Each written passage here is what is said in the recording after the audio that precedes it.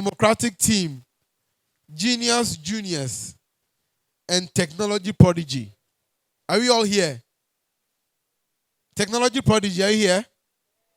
Okay. Gas mat. Okay. Shining stars. Oh, they are in there. Okay. And then genius juniors. They're also in there.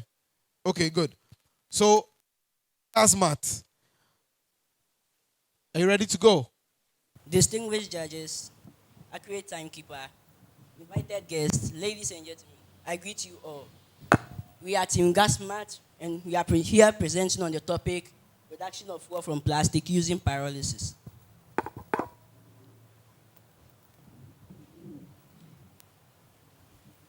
As we all know, plastic is an important product used in every sector of the country. These sectors include the transportation sector, the production sector, the health sector, and agricultural sector. It is used mainly in the production sector, and this is because most of our products produced use plastics as their wrappers. And because of this, its usefulness to these companies, it becomes a big challenge to the country to manage plastic waste. And this is as a result of improper disposal of plastic waste, leading to plastic pollution and also the inability of the country to manage plastic waste and put it to good use. In 2019, the Center for International Environmental Law estimated that the production and incineration of plastics will add 850 million metric tons of greenhouse gases to the atmosphere, equivalent to 189 coal power plants. By 2050, this could rise to 650 coal power plants world. In Ghana, most of our plastic waste, after they are being collected and gathered by the waste management companies, end up in landfill sites. These lands could be used for other purposes. Example, for agriculture, to plant our needs in the country. But this plastic waste end up in these lands, hence degrading and destroying the fertility of the land. Others also end up being burnt. The burning of these plastics release harmful gases such as carbon monoxide into the atmosphere.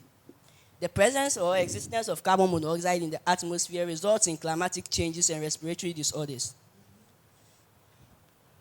Others also end up in our gutters. The reason why gutters are being constructed is to allow the free flow of liquid waste. But these plastic waste end up in them because of the flow or the blowing of the wind. And when they end up in these gutters, they choke the gutters, hence preventing the free flow of the liquid waste. After a heavy downpour, these plastic waste are washed away into our oceans and water bodies. The existence of plastic waste in our oceans and water bodies destroys aquatic life and leads to water pollution, making water unsafe for domestic purposes. In view of this, the government of Ghana made it an agenda in 2017 to make Accra the cleanest city in Africa, and also to meet the SDG Goal 6, which talks about clean water and sanitation for all, which is targeted at ensuring availability and sustainable management of water and sanitation for all. But this has not been realized, and this is due to the inability of the country to manage and put plastic waste to good use. But one property of matter is that it can be transformed from one state to another. So the key to which we are tackling plastic waste is to reuse and recycle the plastic waste and also convert the plastic waste into a useful economic product, which is fuel. So as we all know, fuel is an important commodity that drives the economy of Ghana. So it helps in all our sectors, which include the health sector, agricultural sector, and also the production sector.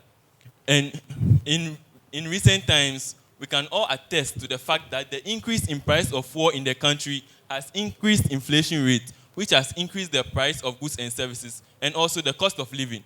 The increase in price of fuel has also increased the cost of production in all sectors in the country.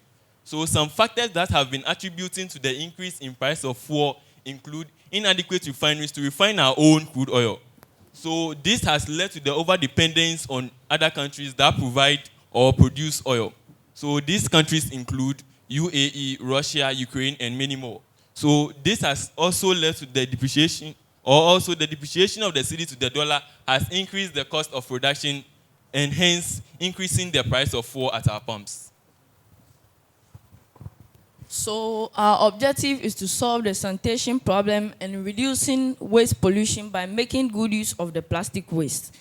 2, the production of fuel from plastic using plastic pyrolysis. 3, in effect, reducing the negative impact of plastic waste in the climate by making use of the plastic waste in an eco-friendly way which will reduce its effects on the environment. In reference to our second objective that talks about plastic pyrolysis. Pyrolysis is the breakdown of the cell membrane of a substance by the application of heat. Therefore, plastic pyrolysis is the process of converting plastic waste into fuel by the application of great heat in the absence of oxygen. The input materials include plastic waste such as empty plastic bottles and also pure water sachets. The end product of our whole process includes fuel oil, flammable gas, and carbon black. Now here we have a clear view of our developed prototype. Its features are, we have our burner, which serves as our source of heat. On top of it, we have our pressure cooker, which contains our plastic waste, and is connected to a gas pipe by the help of a gas clamp.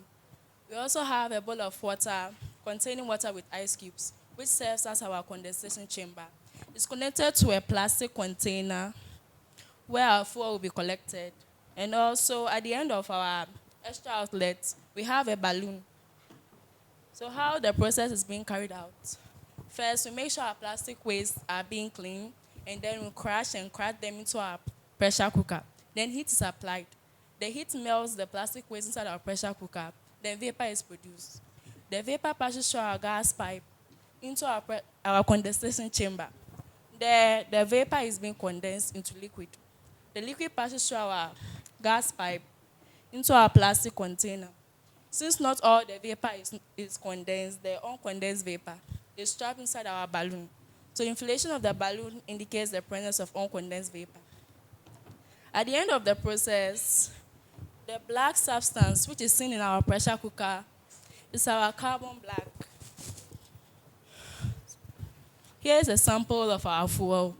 Now to test for the flammability of our fuel, we pour a little of our fuel obtained into a hard surface. Then we light a match to it. So the flammability of the fuel indicates that it's flammable. Now, to clear all doubt that our fuel was obtained from our plastic pyrolysis prototype, we have a video to show you. So, to conclude, our idea kills two birds with one stone, as it reduces the risk of air pollution, water pollution, and land pollution by reducing the risk of plastic waste going into landfills, water bodies, gutters, and also reducing the emission of greenhouse gases into the atmosphere as a result of burning plastic waste. And the second thing is that the plastic waste is being put to good use. So in return, in the end, we have fuel, we have carbon black, and also we have gas. Please, round of applause for them. Round of applause for them. It's time for our judges to ask some questions. So judges, please. Okay. Wow. So this is carbon black, and you can use this for what?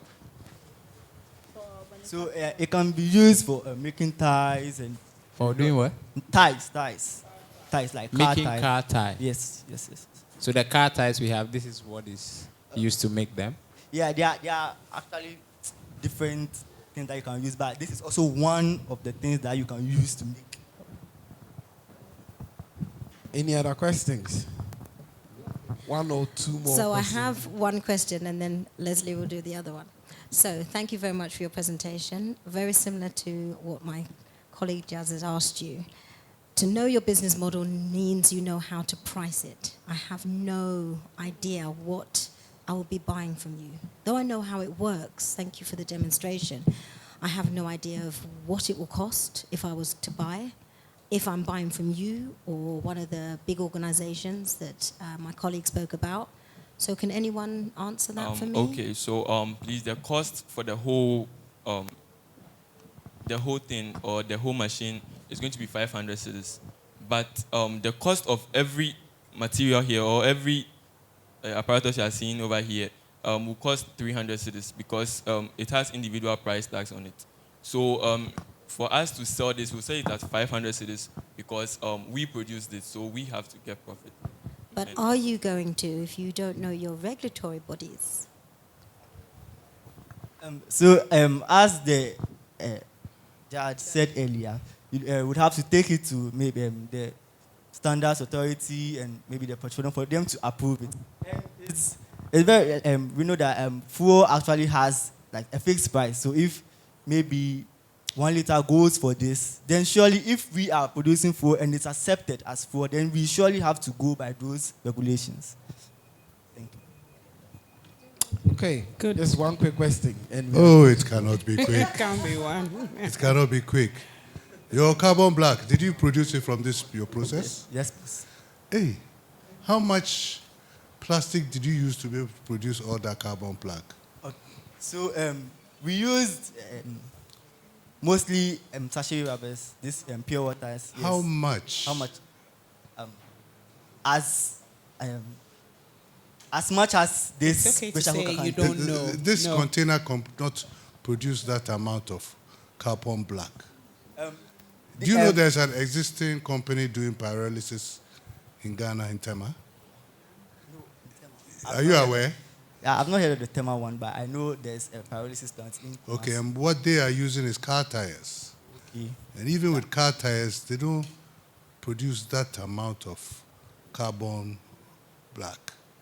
Carbon black is not used for tires.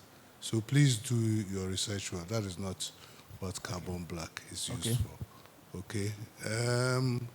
The end product is more used for boilers because the process of advancing this to a diesel is a whole complicated process which is way beyond what you have done.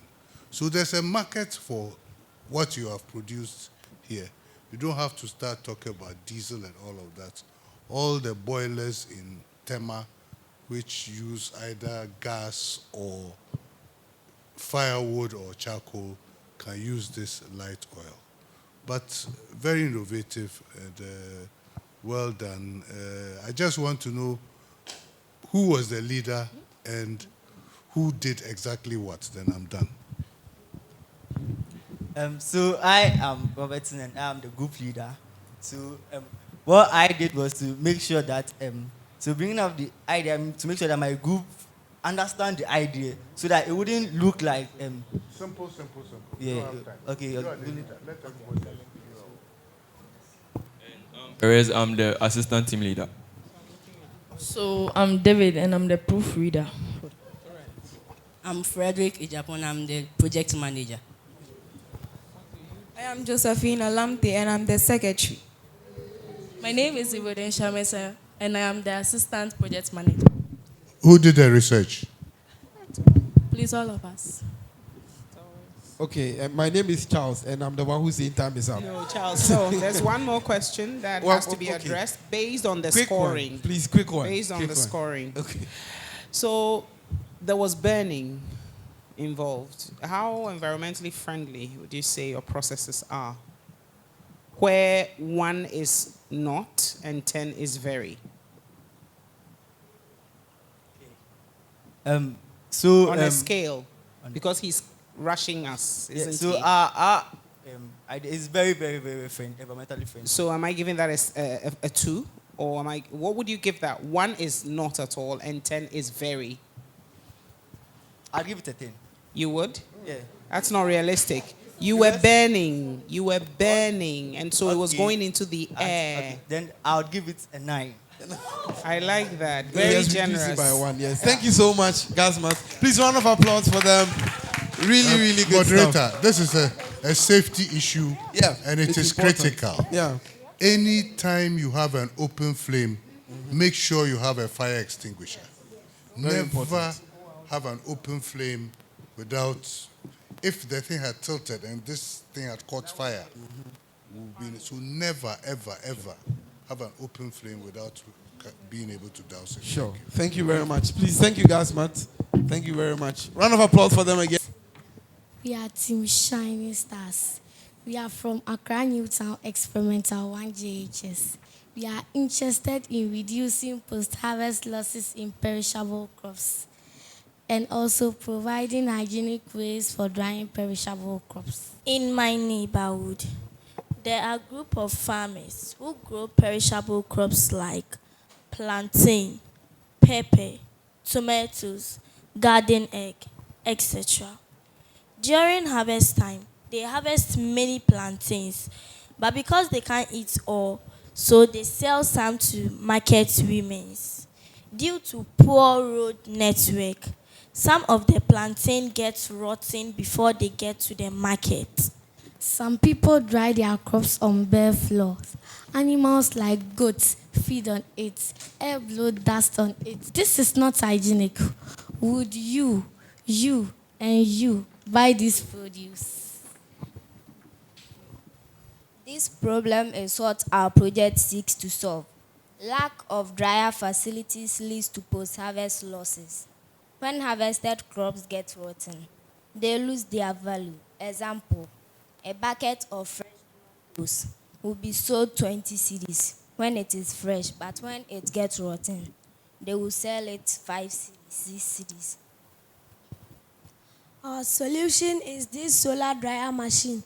The solar dryer machine could be used to extend the shelf life of the perishable crops by removing the moisture content from the perishable crops under hygienic conditions, free from dust and bacteria within a short time. This is how the solar dryer machine works. You will put the food you want to dry in this drying trays. The drying trays in the machine. Then you close the gate to maintain the heat in the machine. You put the solar dryer at a sunny area.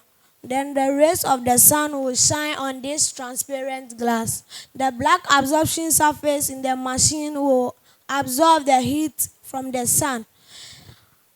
The air in the machine is ventilated through these small holes at the bottom and top of the machine. As the cool air gets in, it gets warm. Now this process continues till it dries. The value proposition of our machine is 1. It prevents post-harvest losses. 2. It is free from chemicals. 3. It ensures food security. 4. It's affordable and safe. Comparing the solar dryer and open air drying. In the solar dryer, there is no risk of contamination by wind, birds, or animals. But in open air drying, produce is easily contaminated by wind, birds, or animals. There is no risk of spoilage of rain or moths, but in open air drying, produce can be easily spoiled by rain or mold. The drying in the solar dryer, the drying process is faster due to airstream generated by fans. But in open air drying process is slow. In solar drying, the efficiency is good in cloudy and foggy area. But in open air drying, the efficiency is poor in cloudy and foggy weather. This is our marketing strategy. 1. We will organize field trip and campaign. We will talk to farmers, market women, etc. 2. We will partner with Ministry of Food and Agriculture, Farmers Association, etc. 3. We will advertise our machine on social media platforms like Facebook, Instagram, Twitter, and many more. Okay, all right. Great presentation. Good teamwork. I must say that that's the one common thread that's run through all of the presentations we've seen between yesterday and today. Teamwork. And it's great. There always is a leader. I suspect that will be you. Are you the leader? Or you're the speaker? And you're the leader. So your question has been answered, Leslie. Right. Have you trialed or experimented? You know, you talked us through how it works. So you put the food in and it does yada, yada, yada. Have you trialed it? Did you do it yourselves? Did you capture it when you did it on like a photo or video? Did you bring it? Because then that would have helped instead of wanting us to go outside, don't you think? You didn't even bring the produce? Yes, so let's see that. At least let's see the end product. But ideally, a video of it or photos of what you did in the event that you can't show it, would have helped to give us an idea of the process. That's all I had to say. Okay, so I'm excited because food waste is bigger than plastic waste. We don't talk about it, but the impact, there are a lot of people who are still hungry in the world, but then 1/3 of the food that is produced globally goes to waste.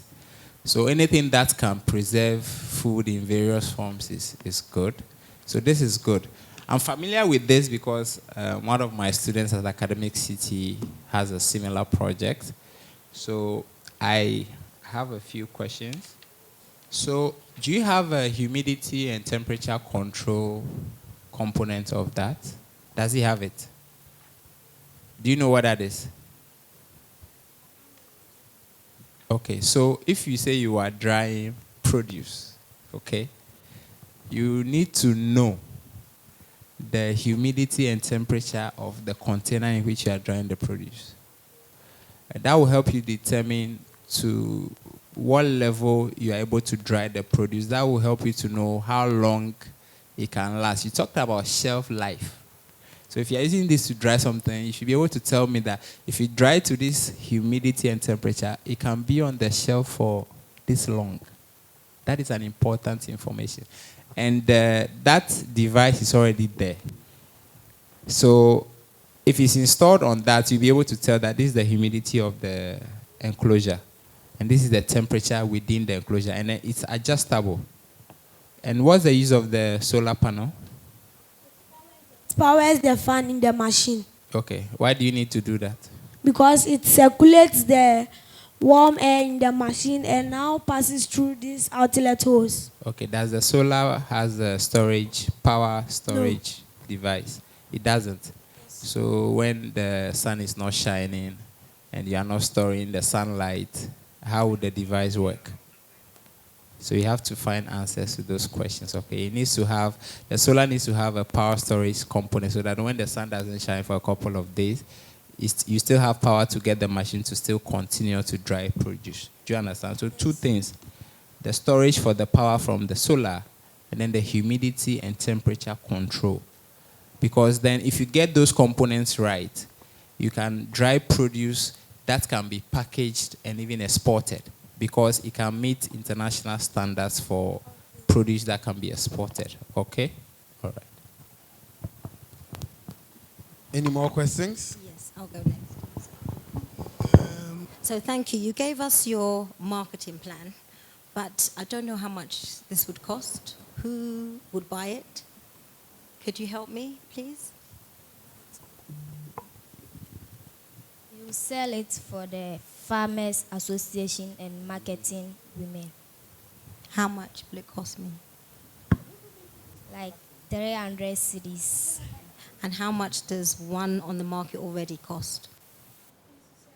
There's one on the market already. Something like this already exists. So you have competitors. Yeah? So how much would this cost from someone else? And is that 300 CDs based on the fact that you'll be good in the market? Me and my team has done an electronic wheelchair, which is having a shield and a lifter, which is going to lift the person up to the desired height. And the shield is going to protect the physically challenged person from when it is raining or when the sun is scorching.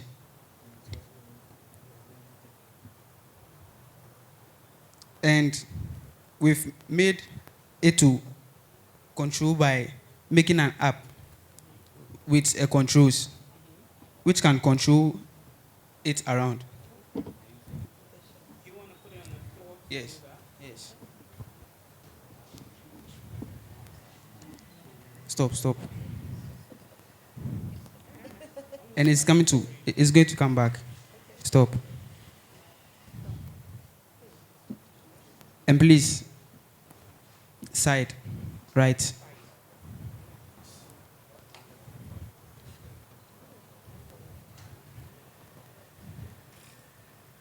Stop. Left. It's okay.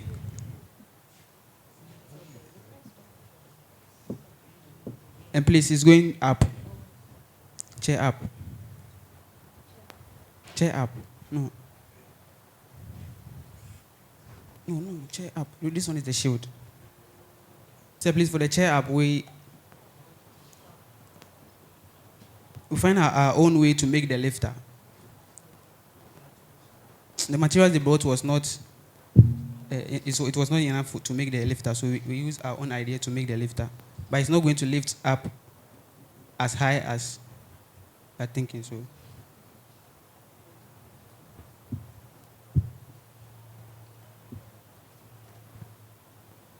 Down.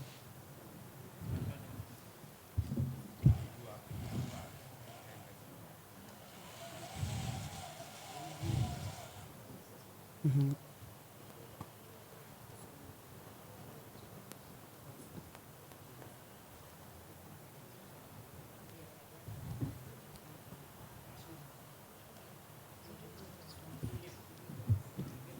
Okay. So I live with disability. I have this. So you mean that how low can the chair go? The limit of the. No, I mean from the floor. Let's say the person has to sit inside the chair. So how low can the chair go? Let's say you can say 12 inches from the floor, or do you get it? 1 feet from the floor. How low are you designing this to go, and how high? It depends on how the person is going to press on the button. What have you designed it to do in terms of the height? How low and how high? Have you designed that into the product? Now we've made a stop on it. So when it's going more high than what you want, then you press on the stop, then it stop. Okay, but you need to know the highest adjustment and the lowest adjustment this you have. You need to know. It's your product.